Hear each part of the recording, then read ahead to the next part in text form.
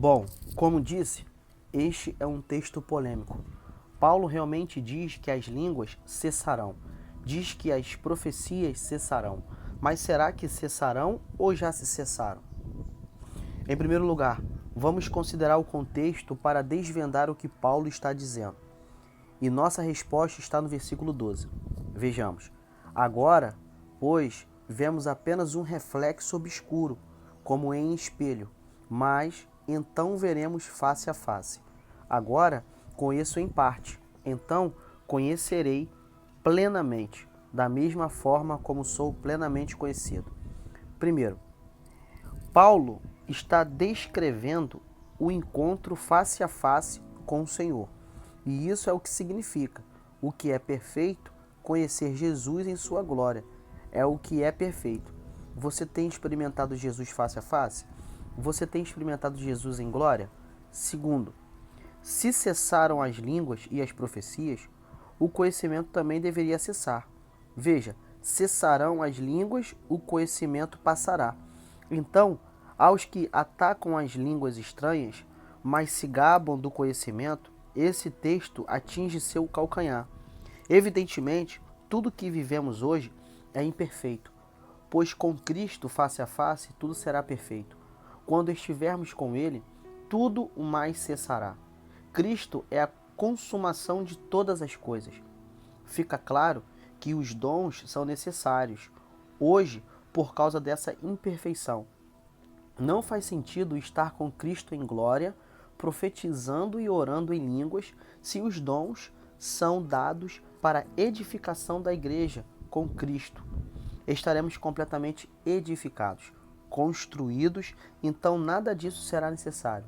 Isso nos ensina que, apesar de nossa jornada começar na terra, ela só será perfeita quando o completarmos face a face.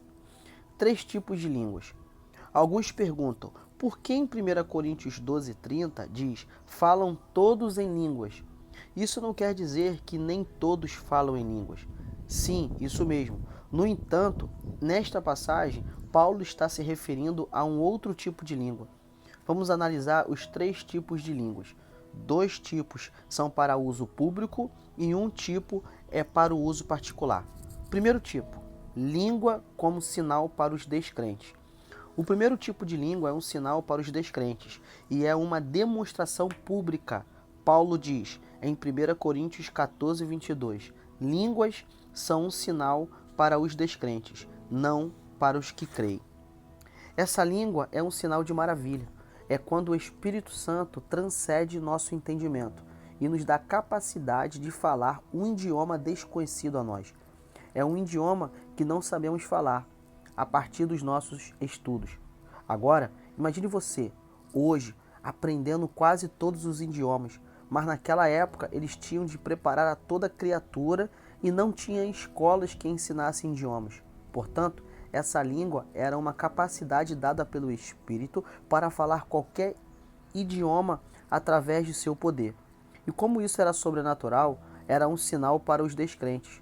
O principal propósito da língua como sinal era capturar a atenção do descrente. Segundo tipo, línguas para a interpretação. O segundo tipo de línguas também é para o ministério público, diferente da língua como sinal. Essas línguas são idiomas celestiais, que não são falados em lugar nenhum da terra. Línguas para interpretação são os tipos de línguas aos quais Paulo se referiu como dom espiritual. Vejamos em 1 Coríntios 12, versículo 10. Há outra variedade de línguas e ainda há outra interpretação de línguas. Como essas línguas não são dessa terra, elas precisam ser interpretadas. Note o uso da palavra interpretar e não traduzir. Esse é o tipo de língua do qual Paulo perguntou em 1 Coríntios 14. Falam todos em línguas? Agora vamos ver o contexto de 1 Coríntios 12, do 28 ao 30. Assim, na igreja, Deus estabeleceu primeiramente apóstolos, em segundo lugar profetas, em terceiro lugar mestres, depois os que realizam milagres, os que têm dons de curar, os que têm dom de prestar ajuda, os que têm dom de administração e os que falam diversas línguas. São todos apóstolos? São todos profetas? São todos mestres? Têm todos o dom de realizar milagre? Têm todos dons de curar? Falam todos em línguas? Todos interpretam? Paulo está falando dos dons públicos que Deus ordenou para o ministério da igreja. As perguntas de Paulo deixam claro a multiforme graça de Deus. Deixa claro que nem todos são apóstolos, são profetas ou têm dons de curar. Diferenças entre as duas línguas públicas. Então, em 1 Coríntios 14, 22 e 23, Paulo fala da diferença entre as duas línguas públicas. Portanto, as línguas são sinal para os descrentes e não para os que creem. Assim, se toda a igreja se reunir e todos falarem em línguas para interpretação e entrarem alguns não instruídos ou descrentes, não dirão que vocês estão loucos.